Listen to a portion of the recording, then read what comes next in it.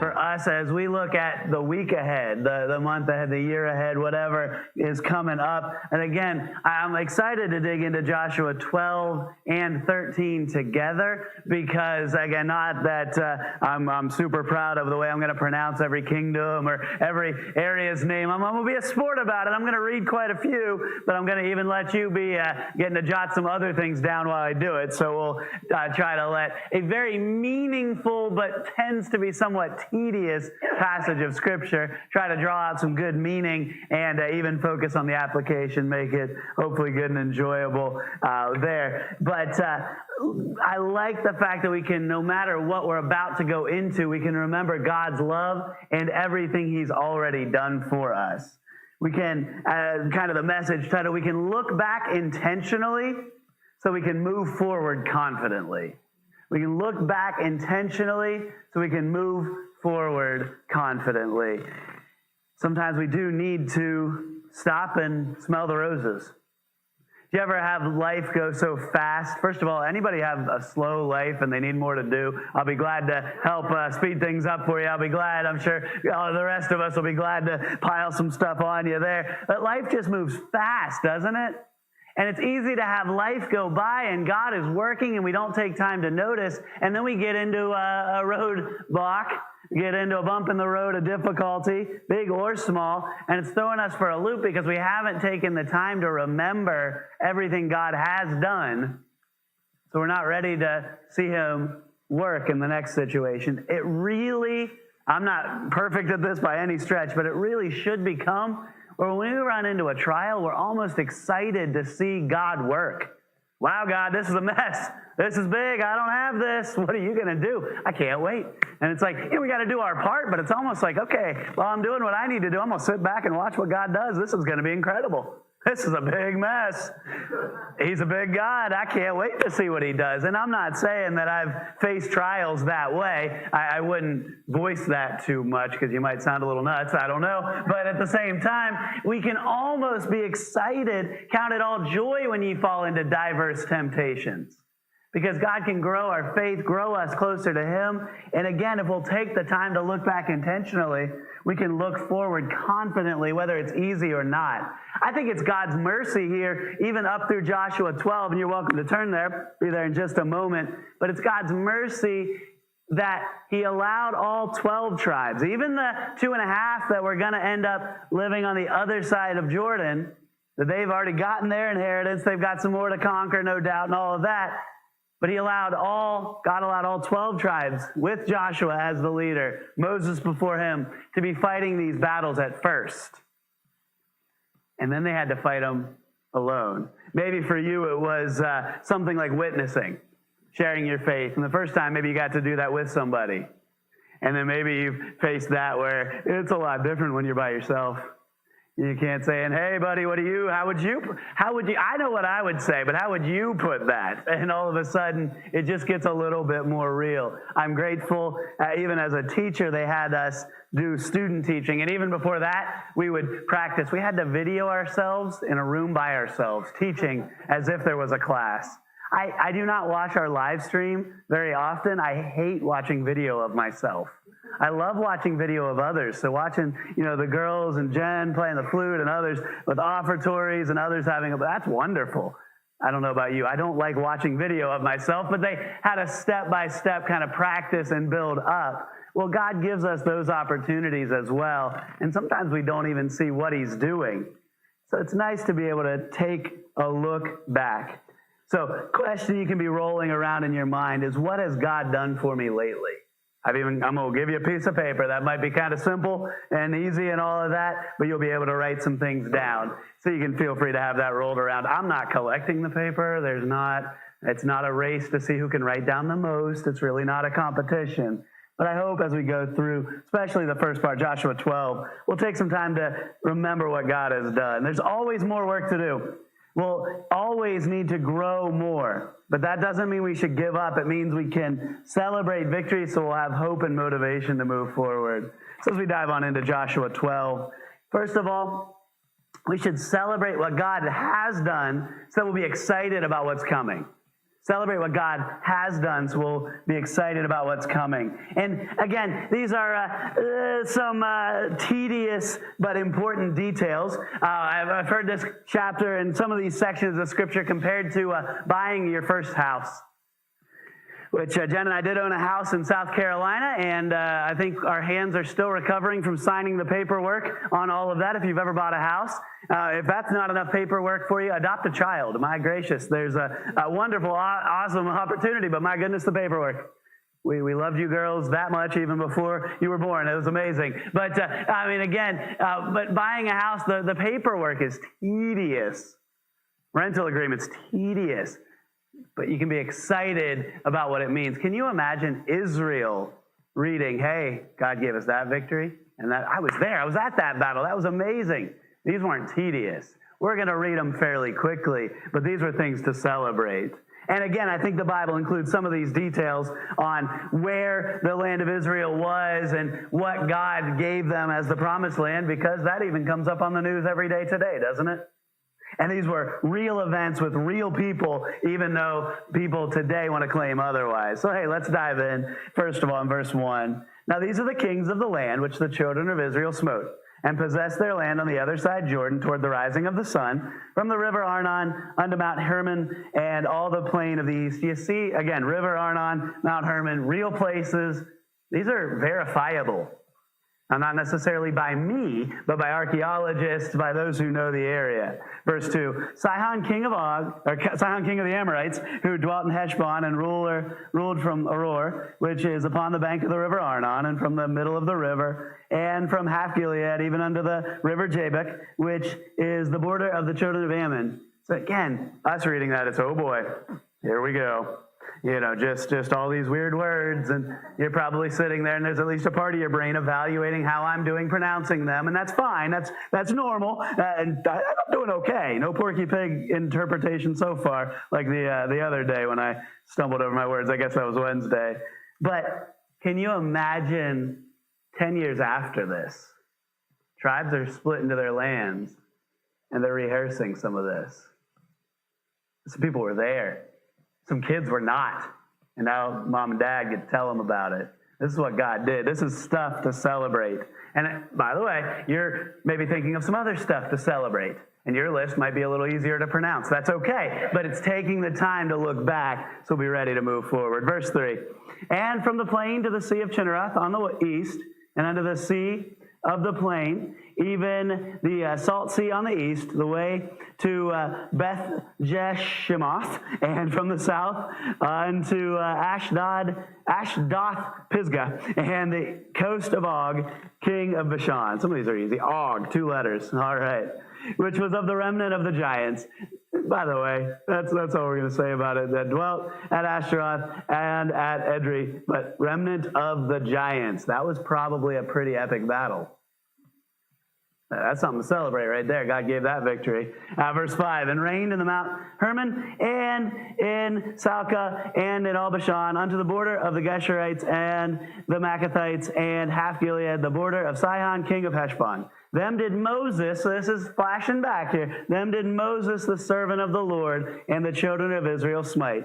And Moses, the servant of the Lord, gave it for a possession unto the Reubenites, and the Gadites, and the half tribe of Manasseh. So those are the 2.5 tribes that weren't up for, really weren't feeling led to enter the promised land. Hey, well, can we take our inheritance on this side of Jordan? So they still came in and fought with the people in the promised land, but their families got to stay behind, and they would join them soon. Verse 7, and these are the kings of the country which Joshua and the children of Israel smote on this side Jordan, on the west, from Balgad in the valley of Lebanon, even unto the Mount Halak, that goeth down to Seir, which Joshua gave unto the tribes of Israel for a possession according to their division. In the mountains and in the valleys and in the plains and in the springs and in the wilderness and in the south country, the Hittites, the Amorites, and the Canaanites, the Perizzites, the Hivites, and the Jebusites. We'll leave off the electric lights and the mosquito bites. That'll be good. Anyway, but again, easy to read through. Well, actually, no, it's not. Fairly quick to read through, whether we're pronouncing it right or not.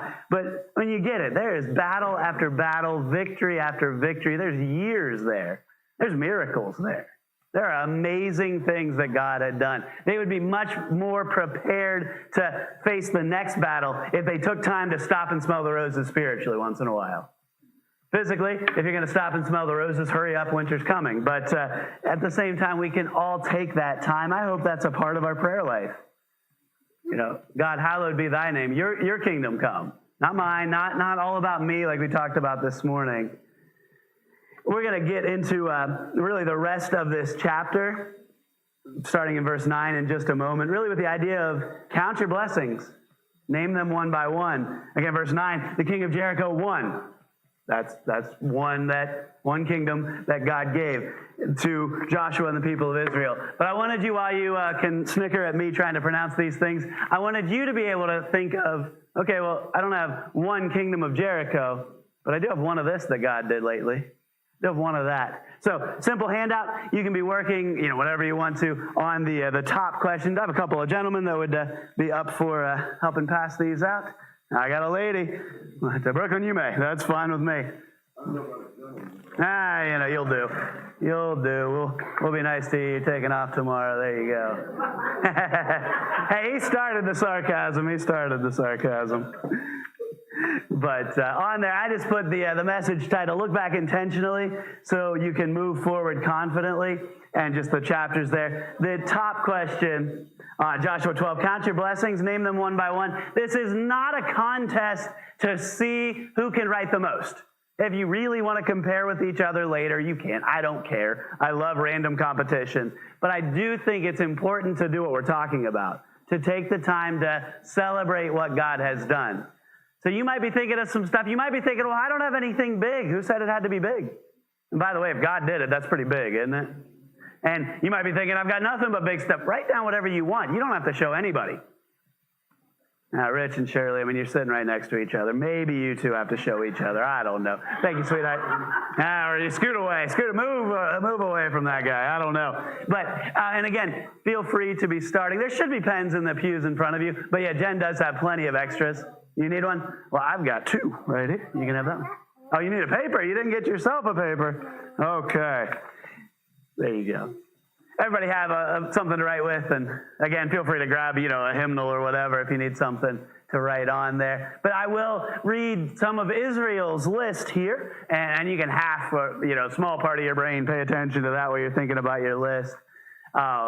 Here, so I'll go ahead and read those. Verse 9, the king of Jericho won. Remember that. King of Ai, which is beside Bethel, won. So again, these are the victories, the kingdoms that God gave them in the promised land under Joshua. We remember that. King of Jerusalem won. The king of Hebron won. King of Jarmuth won. The king of Lachish won. Again, we've talked about some of these. They ganged up. God gave them a great victory. The king of Eglon won. The king of Gezer won. The king of Deber won. King of Geder won. King of Hormah won. And again, if you're wondering all the ones, well, each king had one kingdom. Go figure. The king of Arad won. The king of Libnah won. The king of Adullam won. The king of Makkedah won. King of Bethel won.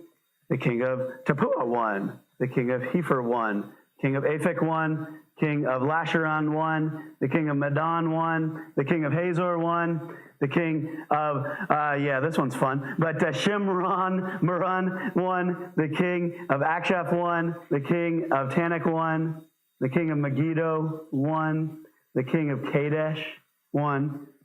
The king of Jokneam of Carmel won. The king of Dor and the coast of Dor won.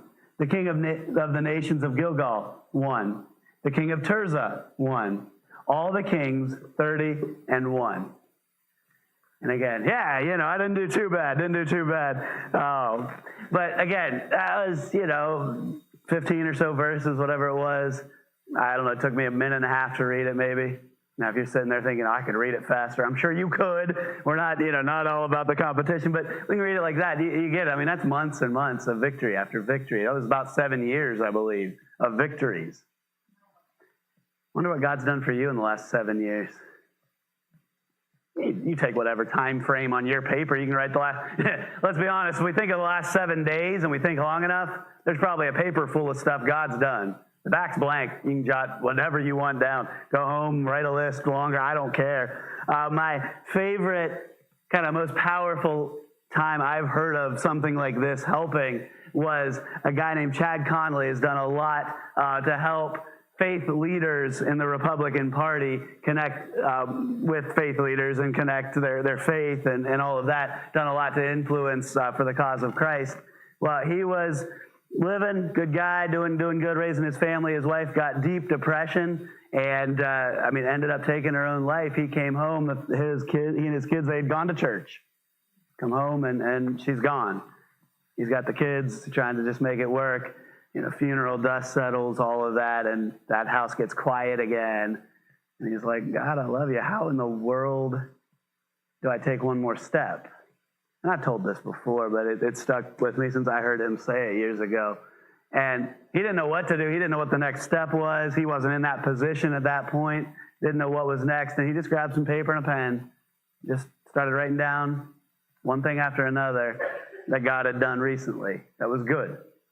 He could have written the bad, right, that God allowed, but he started writing the good. He got to like 200 things. I don't even remember exactly. Dozens and dozens and dozens of things. He's like, okay, God, nothing's changed in my circumstances. Kind of like we talked about this morning. Nothing had changed in his circumstances, but his attitude, his perspective, his viewpoint had changed. He's like, okay, God, I can face another step. I can do the next thing.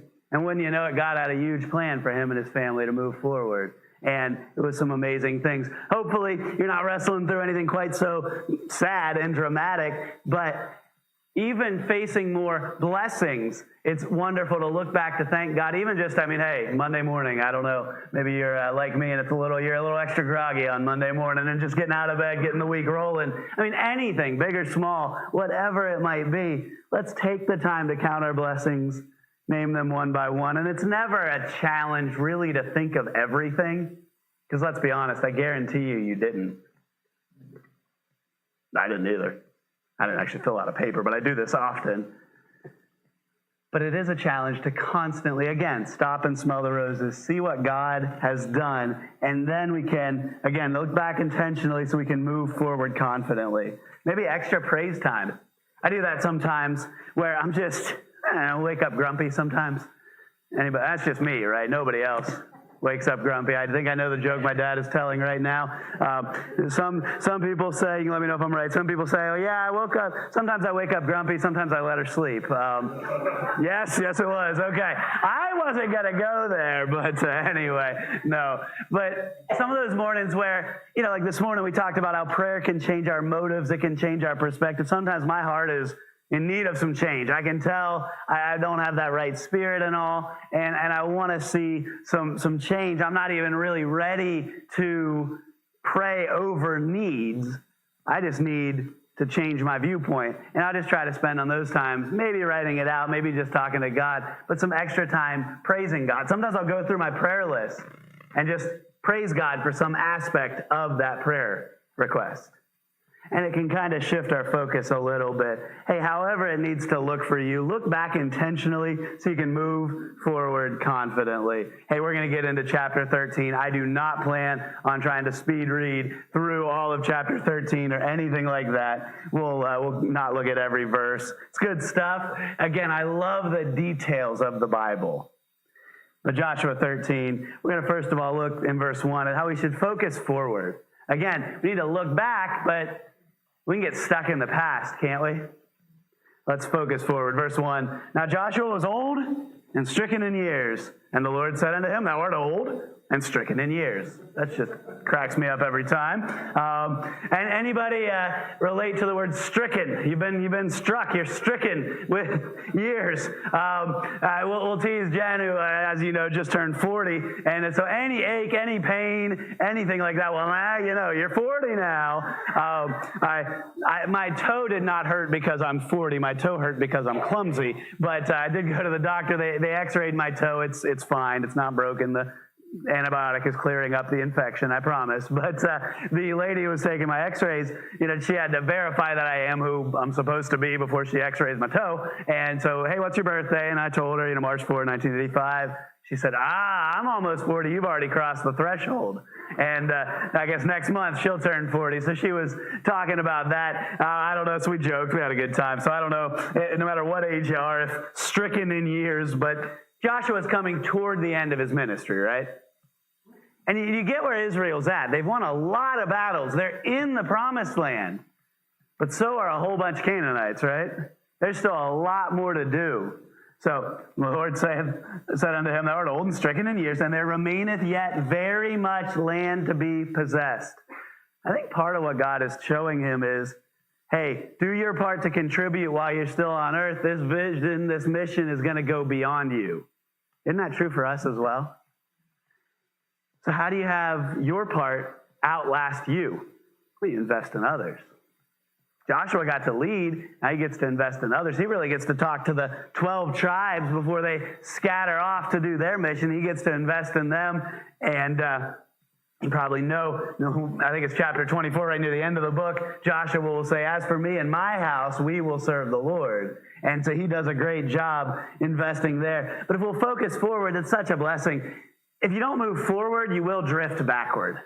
And again, you can think of the illustration of a slow-moving or a fast-moving trampoline, or not a trampoline. I have seen video of somebody on the back of a truck with a trampoline jumping and doing, kind of a fun, really dangerous physics demonstration. But treadmill, I think I even have that word down here, but if you're on a treadmill, you're not going to stand still unless it's off. You're going to move back and keep using the right words or you'll use the wrong words. There we go. But think about it this way. This was my picture in honor of the ever so slightly cooler weather coming. I'm ready for snow. And in Virginia, when the girls were younger, if it was snowing, we hit the big steep hill behind our house and the church there in Virginia. It was a beast of a hill. It really was. And when they were pretty small, I mean, they were basically 1 and 2 years old when we moved there. When they were pretty small, they would ask me, hey, will you drag us up the hill on our sled? And I said, yes. And then they asked me the next year, and I said, yes. And then they asked me the next year, and I said, no. Because all of a sudden now, I'm not getting any stronger. They're growing, of course, and it was tough. But uphill in the snow, I mean, if you just stand there, I mean, you're going to slide back down. Sometimes when I'm trying to move forward, I slid back down. But we need to stay moving forward. Imagine if Joshua and the people had said, this is good enough. They would have never possessed nearly the land they should have. Now, sadly, really tragically, they never possessed all God gave them. Israel has never, for a moment in its history, possessed all the land that is promised. By the way, that's part of why all of those details that are coming are there for the divisions of the land, the geography, and all of that, so we can tell that. Because Israel will, one day, possess every acre, every inch, every square inch, whatever, of land God promised, because God promised it. So that's coming in the millennial reign and all of that. But we need to focus forward, keep fighting the battles. I'm grateful for different seasons of life and that God has a purpose for us in each season. Joshua, he had to slow down as a military leader. He had to slow down as a leader, but he never retired from serving God. In the New Testament, I believe Paul challenges Timothy, I believe is the context, but to be instant in season and out of season. Now that applies to sharing our faith, to evangelism, but I think it should apply to serving God. Let's be ready in season and out of season. You might be like, well, isn't it always time to serve God? Yes, but by application, aren't there times where, I mean, just look at our church. Summers get busy, VBS and different things. Those are unique weeks. Anybody wish every week was as busy as Vacation Bible School? If you think so, we need to work you harder next year, I think. But no, I love VBS. I love it. This coming week, starting tomorrow morning, each morning, about 8:45, I'd love for you to be praying for me. And, if you're up earlier than that, great. If you're up later than that, who cares? I mean, just pray for me whenever you can. I get to share God's Word all 5 days this week with kids at the school for Spiritual Emphasis Week. I don't think I would make it the whole year if I did that every single day all school year. I'm glad for in season and then out of season. I don't know that I could do that, all the time. I mean, I'd also run out of illustrations. I'm using a lot of sciencey stuff and looking forward to it. But let's focus forward on what God has for us. Let's take those times to look back so we can focus forward.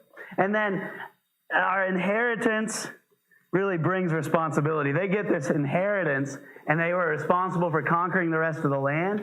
And really that inheritance, that's the place where they'd work. God's given us an inheritance, if you want to call it that. We're his sons or his daughters. He's given us opportunities and work. Let's read just a little more. Pick back up in verse 2. This is the land that yet remaineth, all the borders of the Philistines, and all Geshuri from Sihor, which is in Egypt, even unto the borders of Ekron northward, which is counted to the Canaanite, 5 lords of the Philistines, the Gazathites, and the Ashdodites, and the Escalonites, and the Gittites, and the Ekronites, also the Avites. Anyway, you can read all of the ites, and eventually down there you get all the kingdoms of Og. Our good 2-letter word comes back again. But there was more to conquer. There was more work to do. There was more responsibility. And it was going to require each tribe to rely on God by themselves. By the way, is God enough to help each tribe by themselves? Yeah, and he's enough to help each of us by ourselves in our families or whatever. I think kind of the classic example I think of is you see new first-time parents and they tell them you can take your baby home from the hospital. And they're like, wait, what? The nurse is coming with us, right? And it can just almost be this panic. And then they realize, no, by God's grace, we can do this one feeding, one baby, one sleepless night, one diaper change at a time, and all of that. But the responsibility gets real. Maybe there's been different points in your life, maybe a trial, maybe a test, where your faith gets real and it affects you. Well, God is good enough and he's got the solution. That's kind of right where they're at. God was challenging Joshua. God through Joshua was challenging them. And really it comes down to what we can see in the next verse. We'll skip ahead to verse 13. Never stop growing. Work on sinning less and less. Now, we're not perfect, but maybe you've got a besetting sin that, last year, last week, yesterday, whatever, you struggled some, struggle less today. Grow in those areas. Keep moving forward. Make it easier to do right and harder to do wrong. Sadly, they got a lot right here, but verse 13 shows a little they didn't do. It says, nevertheless, the children of Israel expelled not the Geshurites nor the Maccathites, but the Geshurites and the Maccathites dwell among the Israelites unto this day. Now, none of this was racial. They would have had approximately the same skin tone. None of that was anything like that. The problem was, it was nothing to do with mixing of races. It was to do with mixing of faiths. So that was the problem. They didn't obey God in getting rid of those who, getting out of the land, those who had the wrong, different faiths. So they were a stumbling block in many ways. Geshur, David ended up marrying a princess from Geshur named Maacah, who was the daughter of the king there. And she became the mother of David's son, Absalom. Absalom goes back to Geshur to plot against King David. See how Geshur stayed as a bit of a thorn in the flesh. Now, that doesn't mean that marriage was necessarily bad, even though I think it might have been. But at the same time, and I don't know much about the Maccathites, but don't the people that stay in the land with Israel cause Israel some problems? Many, many, many times. And we can kind of sum it up with where we'll look at before we come back to the end of the handout there, give you a little time on that. But really just always keep God first. One with a beautiful illustration here in verse 14. It says, only unto the tribe of Levi, he, God, gave none inheritance, or really Joshua there, but God through him. The sacrifices of the Lord God of Israel, made by fire, are their inheritance, as he said unto them. God was Levi's portion. They would have different cities they could live in, but they never got their own tribe, their own land, so to speak. They needed to rely on the animal sacrifices, meat from that. They needed to rely on God through God's people. And they were totally dependent on God, and they knew it. And I think they had an easier time. Let's be honest, the other tribes were totally depending on God as well, dependent on God, but they didn't always realize it. Who are you dependent on for this week? You might be like, I got this week. It's easy. If you have an easy-looking week, I hope it is easy. I hope you'll still have your faith and confidence in God. You'll keep him first. One person illustrated this in a fun way. They said, I have a dog named Simba. Brooklyn will like that. She loves Lion King. But this is a dog named Simba. Person said, I named him Simba because he is the color of a lion, and he has the personality of a lion, even though he is a Chihuahua. I don't get along well with Chihuahuas, but there we go. Chihuahua the lion. All right. One afternoon, we were really tired. I decided to take a quick nap with Simba, the dog there. Simba has a certain place on the bed beside me where he always lays. From what I know of Chihuahuas, yeah, you better leave them alone in that spot. I'd laid something on the bed in his place earlier, not thinking of, where that was when I was straightening things. To a dog, if you put something of yours on their place, it means they're not allowed there. I've seen that. Our dogs just either move it or glare at us or kind of bark at us. Cleo will whine. Anyway, but she says that's how dogs show other dogs what is theirs and what their territory is. When I moved what was in his place, he moved closer to me. As I watched this, I thought, that's how the Lord is. Anytime we move what is in his rightful place in our hearts and lives, he will move into that area and fill it with his glorious self. But anytime we prefer our busyness, our activities, even our sin or wrong relationships over him, in many ways, God will stay out of that part of our lives.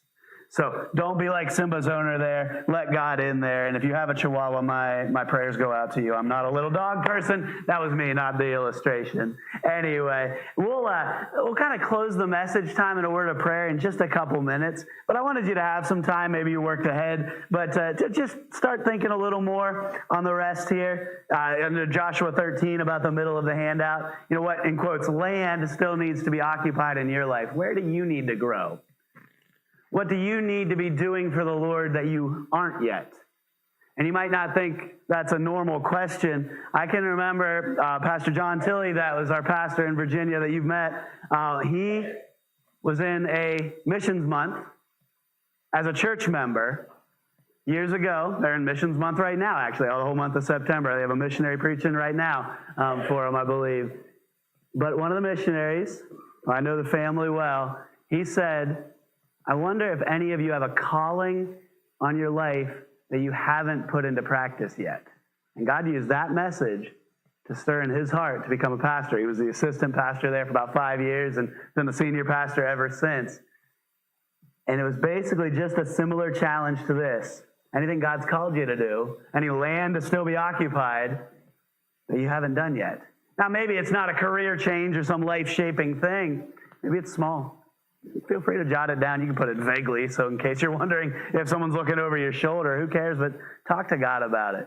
Anything big or small. Maybe it's just an area you need to grow. Again, what areas of growth? Maybe it's someone to witness to. Maybe it's just someone that you know your witness needs to extend to them. Jot down whatever you need to. Feel free to skip back up and kind of do both at the same time, counting your blessings. Jot those down. But I'll just give you a couple minutes. I'll close in prayer in just a little bit. And then we'll take some prayer requests, do a little more singing and all that. But take a couple minutes and jot some things down.